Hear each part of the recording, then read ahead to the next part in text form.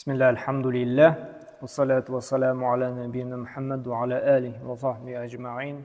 Ama ba'd, barcha maqtov hamd sanalar o'sha olamlar bilan idora etib turuvchi Rabbimiz Allohga g'ana tegishli, ham turizmdan chiqqan salovat shariflarda bizni o'sha jannat yo'lini ko'rsatuvchi, baxtli turmush yo'lini ko'rsatuvchi suyukli payg'ambar sollallohu alayhi vasallam ruhini ahlul baytini borib erishsaydi.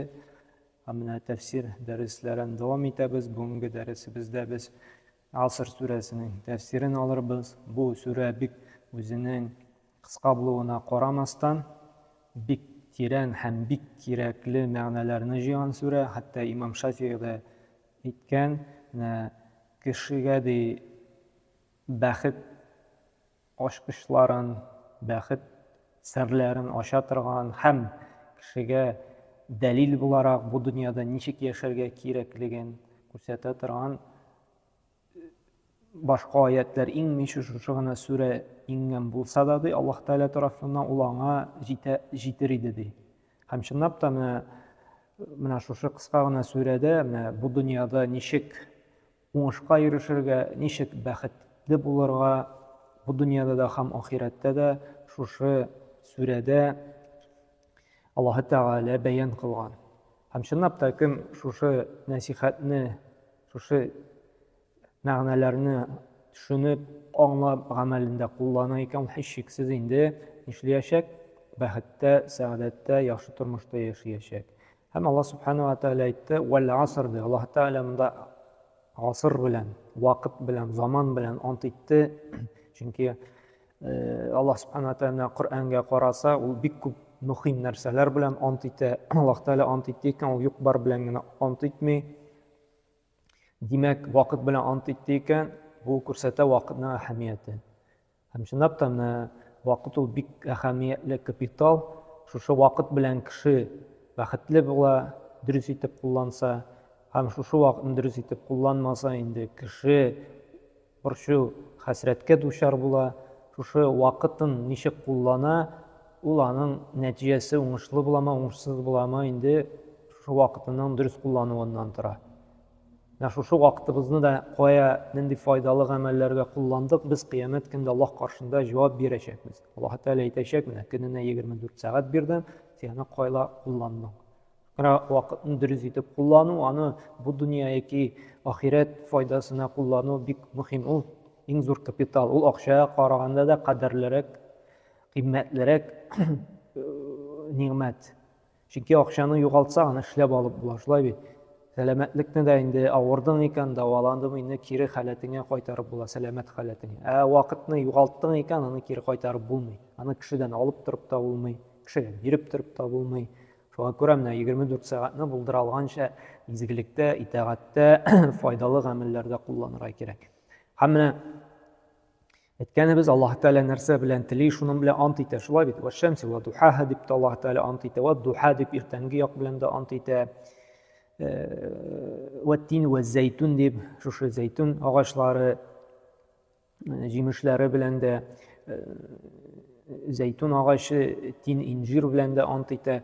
Amma adam bolasini Allohdan boshqa narsalarda ant etirga yaramay. Nishik mana sahih hadislarda kelib Payg'ambar sollallohu alayhi vasallam aytdi, kimda endi ant etirga tirasadi, falyahlif billah de. Alloh bilangina ant etsin, aw la yasmut de. Yoki bir narsa dashmaytinsin.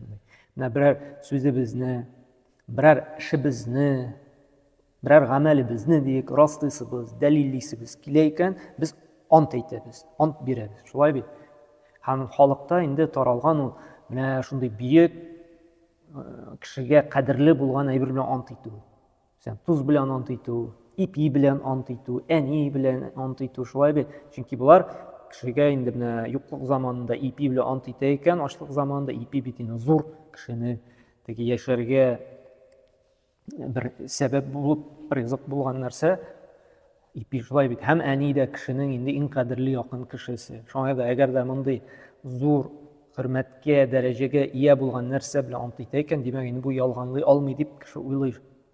Ammo dinimiz deydi, ulug'larga, zo'r darajalarga qo'yirga yo'ri шушы антыбызда ул Аллаһ Тәгалә генә. Чөнки шул ипине дә Аллаһ Тәгалә бирә, әнине дә, әтине дә, барлык нәрсәне Аллаһ Тәгалә бирә. Шуңа күрә дә һәр вакытта да кешенең күңеле һәр вакытта да Аллаһ белән бәйле булып, Аллаһның гына зурларга, данларга тиеш. Шуңа да без шибезне раслаганда да, дәлилләгәндә дә нишләргә кирәк? Валлаһи биллаһи таллаһи, Аллаһ белән ант итәм дип, Аллаһ белән ант итеп кенә расларга тиешбез. Аллаһ белән ант итте икән, все, ялганларга инде ярамый, ялганнадан икән Аллаһ Тәгаләдән җәзасы киләчәк. Менә бу туз, ипи, әни һәм башка нәрсәләргә ант итү ул харам, гөнаһлы гамәл булып тора, чөнки Пәйгамбәр саллаллаһу әйтә, "Мен халафа би гайриллаһ фақад ашрака." Кемдә Аллаһ Тәгаләдән башка нәрсәләргә ант итте, ул ди ширккә, ягъни Аллаһка тиңдәшлек кылуга, шундый зур гөнаһка төште ди. Чөнки Аллаһ Тәгаләне улауда, данлауда шундый бер тигез күрә башлады ди бүтән нәрсәләрендә ди. Шуңа күрә моңа игътибарлы булырга кирәк. Һәм Аллаһ Субханаһу ва Тәгалә әйтә: "Иннал инсана лафи хуср" ди. Дөрестлектә ди кеше ди, инна. Дөрестлектә, хаклыкта инсан ул кеше.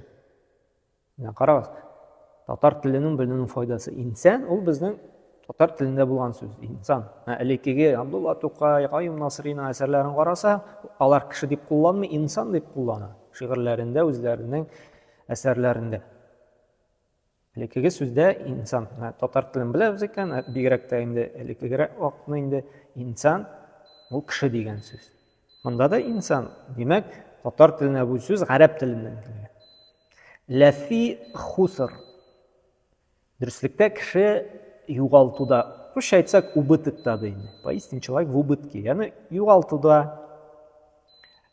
Кайбер галимнәр хәсрәттә дип тә әйтте, хуср. Татар телендәге сүз шулай бит, хәсрәт дигән сүз инде. Ягъни бәхетсезлек, уңышсызлыкта ди. Ягъни бу куркыта торган аят безне. Ни өчен куркыта? Чөнки Аллаһ Тәгалә вакыт белән ант итте, һәм кеше хәсрәттә ди, югалтуда ди, бәхетсезлектә. Һәм чынлап та тормышыбызга карасак, чынлап та без күп вакытта вакытыбызны дөрес куллана белмибез. Бик күп файдасыз нәрсәгә кулланабыз. Чынлап та без хәсрәттә, югалтуда, бәхетсезлектә.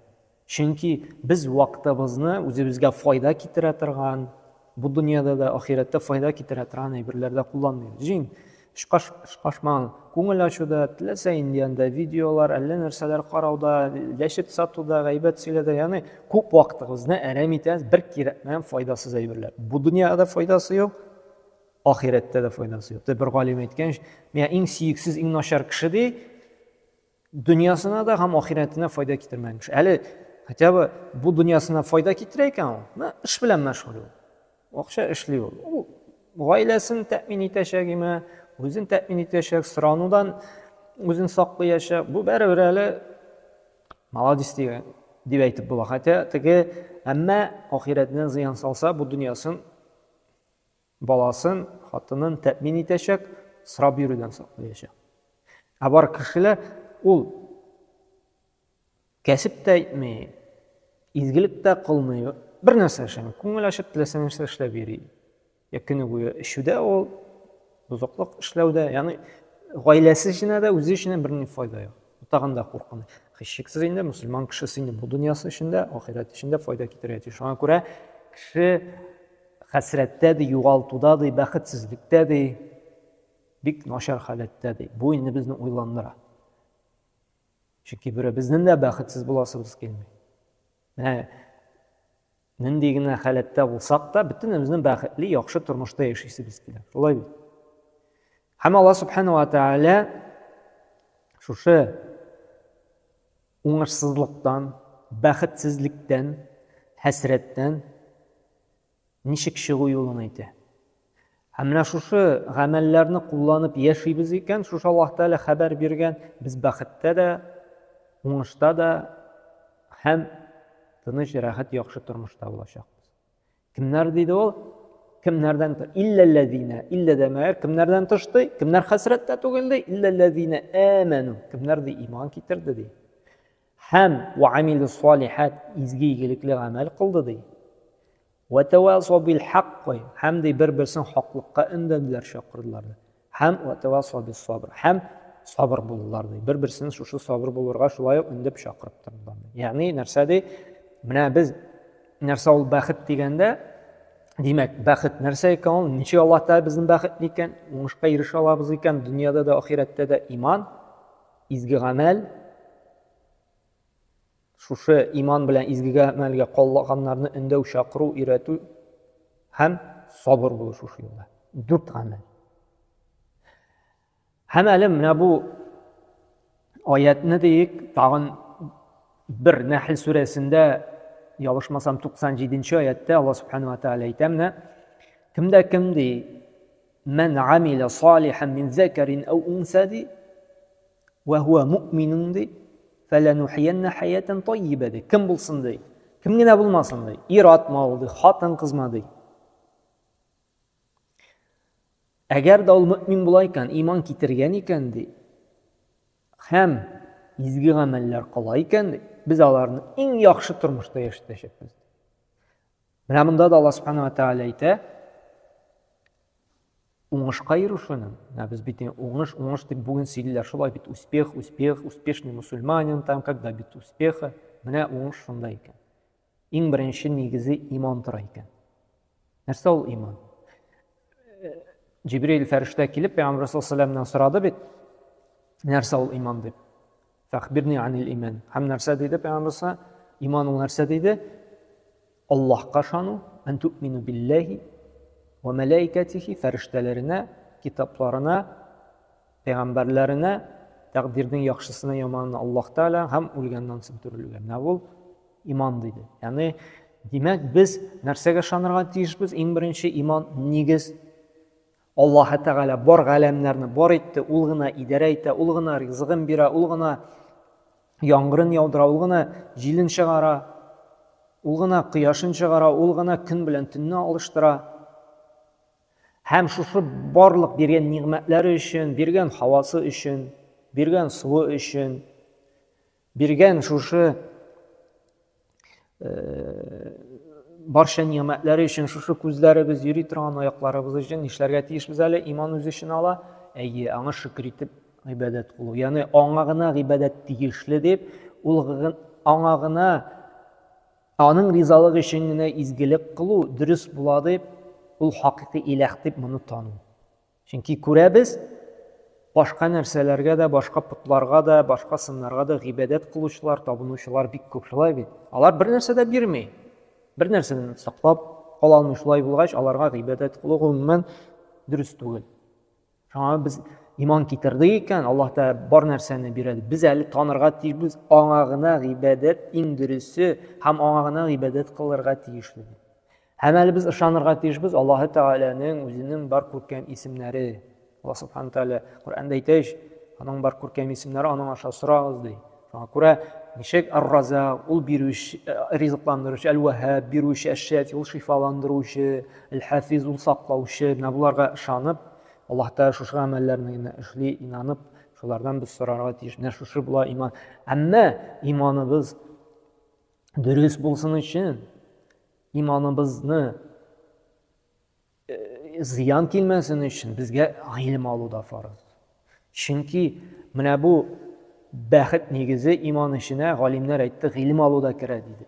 Чөнки гыйлем алмасак, каян беләбез без ничек иман китерергә, нәрсәгә ышанырга? Шулай бит, ничек ышанырга, нәрсәләргә ышанырга? Һәм шушы һәрберсе үз эченә нәрсә ала? Менә ул фәрештәләре, кемнәр ул фәрештәләр? Кыямәт көне, нинди көн ул, ничек башлана ул? Шулай бит, нәрсәләр булачак, бөтенесенә гыйлем кирәк. Шуңа күрә әле монда бер ышану гына җитми икән, гыйлем дә алырга кирәк икән. Шушы гыйлем алып, иманыбызны, тақвалыгыбызны арттырып, куәтләп, біз тагын да күбрәк бәхетлерәк була алабыз. Һәм нәрсә ди шуннан соң? Икенче хәдистә килә, әл-иману бид'ун ва саб'уна ау бид'у ситтуна шу'батан. Иман ул нәрсә ди? Икенче хәдистә килә, 60, икенче риваяттә килә инде 60-70 тармактан тора ди иман ди.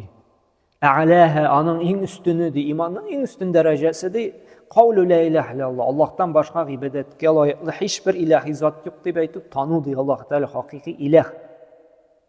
Илаһ нәрсә ул? Табыну объекты, күңелләрне бәйли торган нәрсә. Күңелебез нәрсә белән бәйлибез? Кемнән өмид итәбез? Кемнән куркабыз? Кемне яратабыз? Кемнән сорыйбыз? Кемгә тәвәккәллек кылабыз? Ул илаһ. Бүген көндә безнең илаһыбыз нәрсә? Ул акча, шулай бит. Күңелебез бәйләнгән акча. Акча өчен дуслашабыз, акча өчен талашабыз. Акча өчен араларны бозабыз. Бүтән уй-фикер акча. Моңа булышсам нинди кирим булыр микән, нинди файда булыр микән? Мөселманның кешесенең илаһе Аллаһ булырга тиеш. Ул Аллаһ ризалыгы өчен генә дуслаша, Аллаһ өчен генә дошманлаша, өмет итә, бар өмете, көтүе Аллаһ Тәгаләдән. Ул сорый барды Аллаһ Тәгаләдән генә. Тәвәккәлле эшен башласа Аллаһка гына, чөнки аның илаһе Аллаһ, күңеле бәйле Аллаһ белән. Һәм иң өстенне ди шушы. Иң түбәне ди, ва аднаһа ди, иманның иң түбән дәрәҗәсе ди, имату аза ани тарих, юлдан шүпне алып кую ди. Ягъни шушы иманыбызны раслый торган гамәлләр кылу, изгелекләр кылу, әле без аны әйтәчәкбез. Һәм иң түбәне ди, юлда булган мишәйткән шүпне алып кую ди. Вал хая шу'бату минал иман. Һәм ялу да иманның бер тармагы ди. Һәм менә шушы булды иман. Иң беренче кыскача гына әйттек, шулай бит, нәрсәгә ышанырга кирәк безгә. Һәм иманыбыз куәтле, нык булсын өчен аны боза торган гамәлләр бар. Менә шуларны белер өчен әле гыйлем дә кирәк. Укыйбызмы без? Тыңлыйбызмы без? Нәрсә ул иман? Ничек Аллаһка ышанырга кирәк? Фәрештәләр кемнәр ул? Нинди китаплар индерде? Нинди пәйгамбәрләр җибәрде? Кыямәт көне кабердә нәрсә булачак? Нинди сораулар бирәчәк? Кабердән торгызылгач нәрсә булачак? Мизан нәрсә? Ул сират күпер нәрсә? Беләбезме? Кызганычка каршы без белмибез. Бәрбер бит безгә. Кызганычка каршы. Һәм бәхетле булыр өчен, камил иманлы булыр өчен безгә шушы гыйлем кирәк инде. Бу иң мөһим гыйлемнәрнең берсе. Бу хакыйкый уңышка җиткерә торган.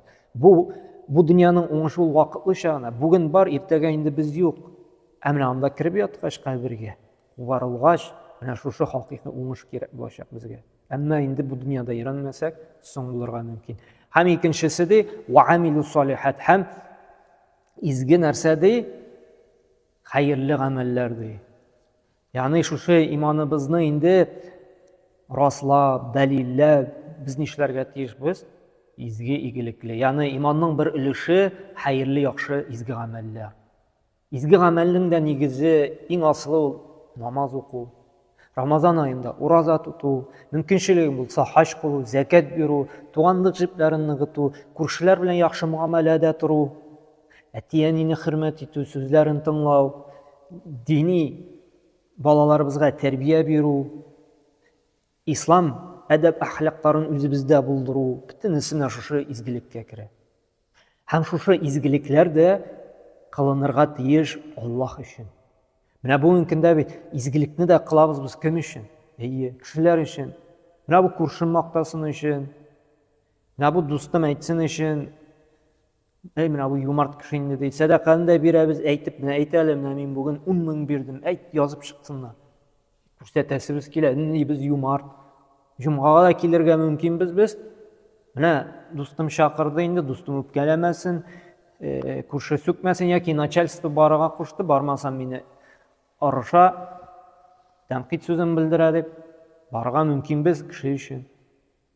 Ягъни ниндидер гамәл эшлибез икән, кешедән куркыпмы, кешедән нәрсәләр өмет итепме, димәк, монда ихласлык юк. Нинди генә гамәл булмасын, Аллаһ Тәгаләдән әҗир, савап өмет итеп эшләнергә тиеш. Шул вакытта гына дөрес була, ихласлык булырга тиеш. Эшкерсез, кешедән бер нәрсә өмет итмичә, Аллаһтан гына әҗир, савап өмет итеп эшләнергә тиеш безнең шушы изге, хәерле, яхшы гамәлебез. Һәм әле ул гамәлебездә, изгелегебездә, бигрәк тә менә бу намаз уку булсынмы, ураза тоту булсынмы, хаҗ кылу булсынмы, закат бирү булсынмы, ул безнең шариат кысаларында булырга тиеш. Ягъни Аллаһ Тәгалә әйткәнчә, Пәйгамбәр саллаллаһу алейһи ва саллям өйрәткәнчә, әгәр дә без намазыбызны үз теләгәнчә укыйбыз икән, анда гауратны капламыйча, бер кешегә кунакка килгән идем, эчке киемнән, турыдан бәреп әйтсәм, трусиктан гына намаз укый инде. Әйттем дә, була бит намаз укылмый. Иң мөһиме монда ди. Иң мөһим укыйм бит мин ди. Әнди рәвештә ансы мөһим түгел ди. Икенчесе анда намазны үз теләгәнчә укый. Вакыты буенча, менә кайчан күңелгә шундый бер ни килә ди, бер сигнал ди, шул атта укыйм мин ди. Менә шул әйтеп, эшләнә икән эш, Аллаһ кушканча, пәйгамбәрсен өйрәткәнчә эшләнмәй икән, ул изгелегебез кабул булмый. Чөнки дин ул без теләгәнчә түгел. Әгәр дә без гамәлне без теләгәнчә эшли башлыйбыз икән, ул нәфес диненә әйләнә. Ул ислам дине түгел. Ислам дине ул Аллаһ Тәгалә әйтте, пәйгамбәр саллаллаһу алейһи ва саллям эшләде. Ул була ислам дине. Шуңа күрә изгелегебез кабул булсын өчен, беренчедән Аллаһ ризалыгы өчен, Аллаһтан әҗер савап өмет итеп эшләнергә тиеш. Икенчесе, ул шариатка, динебезгә муафиq булырга тиеш. Аллаһ Тәгалә Коръәндә әйткән һәм пәйгамбәр саллаллаһу алейһи ва саллямның сөннәтендә өйрәтелгән булырга тиеш. Әгәр дә инде теләсә ничек анда вакытын чыгарып, вакытында эшләмичә анда намаз укыйбыз икән, яки анда хаҗ кылабыз икән, башка Зулхиҗҗа аенда түгел, башка анда айда хаҗдан китмәү кабул булмый, чөнки Аллаһ Тәгалә таләп итә. Менә бит эшкә дә йөргәндә без куелган вакыт белән йөрибез, шулай бит. Бүтән вакытка киләбез икән, шу эшебезне кабул итмиләр, зарплат түләм, премия бирмәй. Ничек инде монда намазны без теләгәнчә укый эшли алабыз без? Үзебезнең уйдырма уйланып чыгарып. Ярый инде ул. Юк, Аллаһ Тәгалә кирәкми анда уйдырмалар. Ул таләп итә үзе кушканча гына эшләргә. Шул вакытта гына кабул итә. Уйлап чыгарабыз икән, жаңалыклар булмаган нәрсәләр Аллаһ Тәгалә хаҗәте юк, анда Аллаһ Тәгалә үзе кушканлыгына кабул итә. Шуңа күрә изгелегебез кабул булсын өчен, шикерсез күңел белән эшләргә кирәк. Аллаһ өчен, кеше өчен түгел, кеше күрсен өчен, кеше мактасын өчен түгел. Аллаһ Тәгалә риза булсын өчен, әҗер савап бирсен. Һәм Аллаһ Тәгалә шариат, ягъни Коръән, пәйгамбәрнең сөннәтләренә муафиq булып эшләнсә генә, ул изгелегебез кабул була. Һәм нәрсәди? Ва тавасау бил хак. Өченчесе ди, беренче икелеше иман һәм изге гамәл үзебез өчен. Үзебезне тәрбияләр өчен. Һәм өченче, дүртенчесе калган кешеләрне тәрбияләр өчен. Син иманга килдең, гыйлем алдың, аласың инде дәвам итәсең, чөнки гыйлем ул океан, аны бер көндә генә алып булмый, һәр көнне өйрәнеп үз өстендә эшләп торырга кирәк. Һәм изгелекләр кылырга тырышасың ди, шушы иманың чакырган. Менә бит әйттек бит, иман изге гамәл диде. Менә бүгенге көндә дә инде без әйтергә яратабыз. Менә минем яхшылыгым монда. Мин ышанам, миңа шул җитә. Яхшылык монда булса, ул тышка чыгарга тиеш. Менә эшебезне дә эшләп күрсәткәндә генә без хезмәт хакы алабыз, премия алабыз, кеше ышана сүзебезгә, шулай бит. Әгәр дә менә эшләп күрсәткән эшебезнең үрнәкләре юк икән, кеше күрми икән, безгә бит кеше заказ ясамый. Без тортыбызны пешереп күрсәтмибез икән, һәм кеше ашап карамый икән, шанмый бит. Заказ килсен өчен эшләп, эшебезне күрсәтергә тиеш. Шул вакытта гына безнең заказ була, кирим була. Һәм бездә Аллаһ Тәгаләгә, мөселманнарга үзебезнең эшебезне раслап күрсәтергә тиеш. Мин иманлы мөселман дим икән, син шул иманыңны расла, күңелеңне Аллаһ белән бәйлә, намаз укы, ураза тот, шул вакытта гына син мөселманлыгыңны дәлилләрсең, күрсәтерсең Аллаһ Тәгалә. Һәм өченчесе нәрсәди? Шушы хәсрәттә булмас өчен, бәхетсезлеккә юлыкмас өчен, шушы иманга һәм изгелек юлына, шушы хакыйкатькә ди, ва тавасау бил хак, шушы хакыйкатькә чакырды, өндәди калганнар. Ягъни эгоист булмады. Шушы бәхет юлын таптың икән, калганнарга да сөйлә, аңлат ди. Димәк, ислам дине әле ул шушы мәгълүматны үзеңә генә җыеп яту дине түгел, калганнар белән бүлешү. Һәрбер ихлас күңелдән иманга килгән, изгелек кылган кеше белә. Дин нинди бәхет юлы, шулай бит. Анда тынычлык таба, анда бәхет. Ул белә ни өчен бәла-каза килә, ни өчен шушы проблемаларга юлыга, ничек шушы бәла-казадан арынырга, ничек шушы проблемаларны чишергә бөтенесе диндә белә. Нәрсә генә ни процесс булмасын, кеше кайгыла, шулай бит инде депрессиягә бирелә, кемдер суицид кыла. Иман әһле белә. Шушы белү сәбәпле дөнья каян барганында, үлгәч нәрсә буласында бөтенесен белә, ул аңа әзер. Шуңа күрә ул тынычлык таба. Һәм ул бәхетле.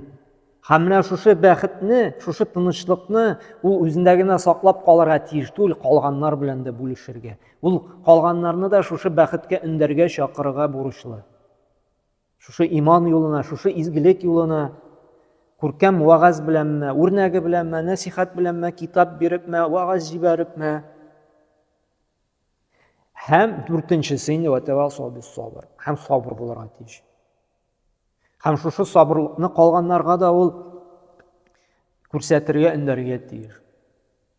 Чөнки менә шушы динне тотыр өчен дә, намаз укыр өчен дә, садака бирер өчен дә, мәчеткә йөрер өчен дә, гыйлем алыр өчен дә сабырлык кирәк. Син иман китердең, изгелек кыласың, сиңа төрле кушаматлар әйтәләр, төрле сүзләр әйтәләр, син булай, син тегеләй, ул шундый инде диләр, сиңа сабырлык кирәк, алар белән бәхәскә кермәшкә. Шулай син дингә кердең, сиңа зина кылырга ярамый, хәмер эчәргә ярамый, азаплы уеннар уйнарга ярамый, кайбер бәйрәмнәргә барырга ярамый, кайбер фәхиш бузык гамәлләр, риба алырга ярамый, ялганнарга, төрле мәкерле гамәлләр кылырга ярамый, һәм шуңа да сабыр кылырга кирәк. Син эшлисең килә шушы гынахлы, әмма син сабыр итәсең кем өчен? Аллаһ өчен. Син беләсең, сабыр иттең, тыелды икән, Аллаһ та әҗрен бирә. Һәм сабыр итәргә кирәк Аллаһ Тәгаләнең тәкъдиренә, чөнки тормыш без теләгәнчә генә бармый. Төрле кыздыра торган ачы бурыч шикелле вакытлар да була, шулай бит. Күңел төшкән вакытлар була, бик каты авырып китәбез, берәрне проблемага юлыгабыз, һәм шушы тәкъдирне дә Аллаһ Тәгаләдән икән.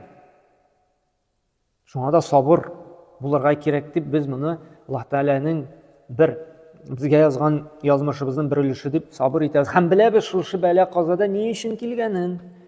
Яки ул гынахларыбыз аша килә, яки безнең изгелегебез җәннәткә кирип җитәргә әҗер юк. Әмма шушы бәла казага сабыр итеп, әҗер туплап, без шушы җәннәткә кирүгә бер гамәл кылабыз. Яки Аллаһ Тәгалә шушы бәла казалар җибәреп, безнең дәрәҗәбезне күтәрергә теләй. Чөнки бәрәк каза килгән саен, Аллаһ сабыр итсәк, аңа әҗер бир Аллаһ Тәгалә.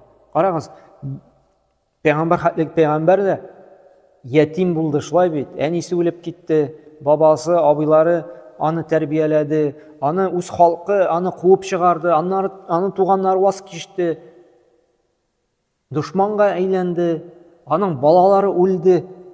Карагыз, күпме сынаулар кичереп пәйгамбәр хәтлек пәйгамбәр. Шуңа күрә пәйгамбәр хәтлек пәйгамбәр шуңа хәтлек сынаулар кичергәч инде мин мусульман кеше генә инде сынау кичерәчәк. Аллаһ Субханаһу ва Тәгалә Анкабут сүрәсендә дә әйтә бит, сез уйлыйсызмы әллә ди? Афахасибан насу ди, кешеләр уйлыймы әллә ди? Иман китердек дигәч тә бернинди сынау булмас дип ди. Юк ди. Сезгә хәтлек яшәгән кавемнәрне дә сынап караган кебек, сезне дә сынарбыз ди. Без иманга килдек икән, сынаулар булачак. Чөнки сынау булмаса, каян беләбез инде без дөрес Аллаһка иман китергән мөэминме яки монафик, икейизле, ялганчымы? Шушы сынау вакытында беленә безнең кем икәнен. Сынау, имтихан алу кирәк, шулай бит. Контроль эшләр мәктәптә дә, институтка кергәндә имтихан бирәләр, эшкә кергәндә дә имтихан бирә, испытательный срок белер өчен. Аллаһ Тәгалә шушы безнең иманыбызны белер өчен бу сынау килгәч инде, бу тәкъдир Аллаһ Тәгалә, димәк мин сынны әлхәмдүлиллаһ аля кулли хал, нәрсә генә булмасын, барча макта Аллаһ Тәгалә дип кабул итәрме яки зарлана башлармы? Нәрсә өчен бирде инде, нәрсәгә инде бу үзем намаз укыйм, нәрсәгә монда сынаулар биреп зарланыр микән, яки инде әлхәмдүлиллаһ дип Аллаһ Тәгалә барча мактаулар, димәк инде җитешсезлекләр булган, гөнаһлардан арындыра дип кабул итәме. Шуңа күрә менә кеше иманлы була икән, шушы иманны үстерү өстендә, шушы иманны күбрәк белер өчен укый икән, гыйлем ала икән, күбрәк көн саен шушы изгелек кылу гамәлләрен арттырып бара икән, һәм шушы иман, изгелек юлын калганнарга да өйрәтә, сөйли, аңлата икән, һәм шушы юлда сабыр була икән, Аллаһ Тәгалә булар хәсрәттә, уңышсызлыкта булмас ди. Менә бәхетнең сире бик җиңел. Шушы 4 кенә кагыйдә. 4 гамәл. Иман, изге гамәл, хаклыкка индәү, дәгъват кылу, шушы ислам диненә сабыр булу. Сабыр булу турында инде бик күп аятлар килә, шулай бит. Инналлаһа ма'ас сабирин ди. Кем сабыр булды, Аллаһ та алар белән ди. Инналлаһ юхиббус сабирин. Дөреслектә Аллаһ та сабыр булучыны ярата ди. Һәм Аллаһ Тәгалә сабыр булучыларга әҗерне хисапсыз бирә ди. Әйе, дин юлында инде җиңел түгел. Җиңел түгел, сөйлиләр, тәнкыйтьлиләр, нәрсәләр әйтәләр, ул булай, ул тегеләй дип. Бигрәк тә авыр шушы хаклыкка чакырганда, укытканда, сөйләгәндә, син генә дөрес булдың инде, синеке генә хак инде, Чөнки кешенең нәфесенә ярәсе килә, нәфесенә гыйбадәт кыласы килә, үз теләгәнчә яшисе килә, Аллаһ кушканча түгел. Чөнки нәфес ул ялкау, аның намаз да укыйсы килми, аның хәләл белән генә дә тукланып торасы килми, аның зина да кыласы килә, аның хәмер дә эчәсе килә, харам да ашыйсы килә, аның алдалыйсы да килә, ягъни бу дөнья белән ләззәтләнеп каласы килә. Шуңа күрә авыр, шуңа күрә сабырлык кирәк. Сабыр булмыйча гына җәннәтле булып, сабыр булмыйча гына бәхетле булып булмый. Шуңа да бу хәсрәттә булмас өчен, бәхетсезлеккә юлыкмас өчен, уңышта булыр өчен Аллаһ Субханаһу ва Тааля шушы 4 гамәлне бирде. Әгәр дә без моны кулланабыз икән, Аллаһ Субханаһу ва Тааля безгә яхшы тормыш вәгъдә итте. Шуңа күрә Аллаһ Субханаһу ва Тааля барчабызга да шушы сүрә белән гамәл кылып бәхетле тормышта яшәргә насыйп әйләсен. Бу сүрә турында инде мәҗлесләрдә, очрашуларда сөйлик, аңлатый. Чөнки күп кеше бүген бәхет эзли. Бүген бөтен нәрсә бар, әлхәмдүлилләh. Шулай бит, ризыктан өстәлебез сыгылып тора. Әлхәмдүлилләh, шкафларыбызда кием шуңхатлы күп нәрсә киергә белмибез. Баланы да инде бер нәрсә белән кызыктырып булмый, бөтен нәрсәсен алып бирәбез. Бүген көндә инде матди яктан бөтен нәрсә бар, әмма кешеләр бәхет эзли. Кешегә тынычлык кирәк, кешегә иминлек кирәк. Шушы иминлек, тынычлыкны гына бирә менә шушы 4 гамәл. Иман, изге гамәл, шушы хаклыкка өндәү һәм сабыр булу. Шушыны җыйсак, һичшиксез инде Аллаһ Тәгалә безгә бу дөньяда, ахиратта да уңышын бирәчәк. Аллаһ Субханаһу ва Тааля барчабызга да бәхет, имин тормышлар насыйп әйләсен. Исән имин килешкән Аллаһ Тәгаләне танып, белеп, аңа иман китереп, намаз укып, садакалар биреп, уразалар тотып, изге хәерле гамәлләр кылып, бу динебезгә дә, халкыбызга да, җәмгыятькә дә файдалы кешеләр булып, хәерле, файдалы гамәлләр кылып яшәргә насыйп әйләсен. Субханакалла бихамдик, ашһаду ан ла илаһа ва астагфирука ва атубу илейк.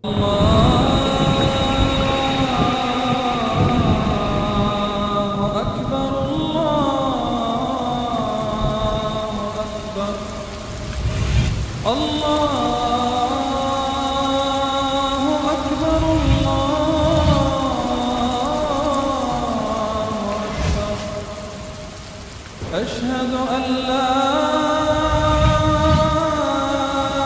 إله إلا الله أشهد أن لا إله إلا الله أشهد أن محمدا رسول